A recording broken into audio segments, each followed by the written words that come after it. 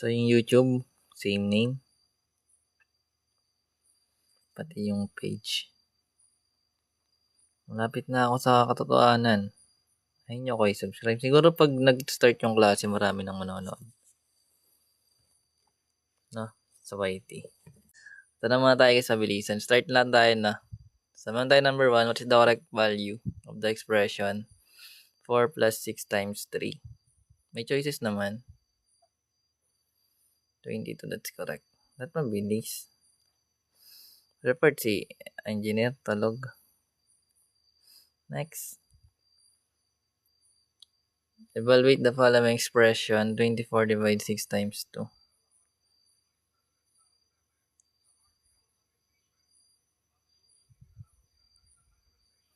8, 12, 8. Next.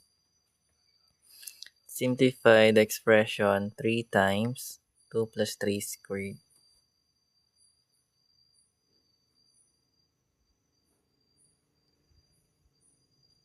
75. Sino mas mabilis? Tatagos ka na ba kay engineer? Ay, ito si engineer guys yung ayaw na magturo ng math. Gusto na lang maglaro. Anyways. So, meron tayong 75 daw. Next. True or false? Addition must always be performed before subtraction because A comes before S in PEMDAS. True or false? True ba? False. Same lang siya sa guys. Sa MD. Left to right lagi. Anyways, ito naman. Anong apps? Chrome yan? Gemini? Yeah, anong prompt ng ganyan? Quiz. O, tingnan mo, lagay ko yung quiz. Ayun no, PEMDAS quiz. Wala naman ako nilagay na iba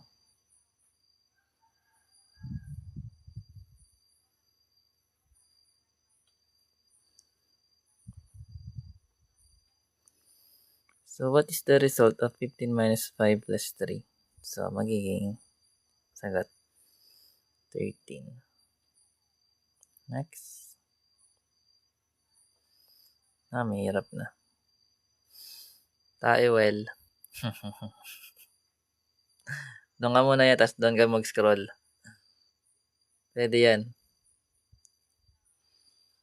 So, 8 plus 32 divide 2 times 4. So, magiging 8. 32 divide 8. That is 4 plus 8, magiging 12. That's correct. Next. Solve the expression 5 squared minus 3 times 4. So, magkakaroon tayo ng tanggal. Lag ba? Lag yata. 88. Ang dami naman nun. 13 lang. Next. 12 plus quantity 10 minus 2 times 3. Ano sa magiging sagot guys? 16. 16 ba? 16. 16. Okay, 16. Next. What is the value of 36 divide 6 divide 2? Tapos na ako. Kailangan ko bang sumagot? Gusto niyo sumagot ako? Pinapadami ko yung comments eh. Sasagot ba ako? Ha? Sasagot ba ako? Baka hindi kayo makahabol. Sige. Sagutin ko rin na. Next. 1, 2, 3. Go.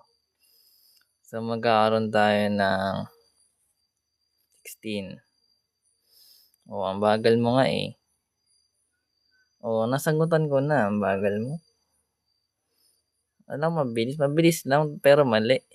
Ano ba yan, boss? Next.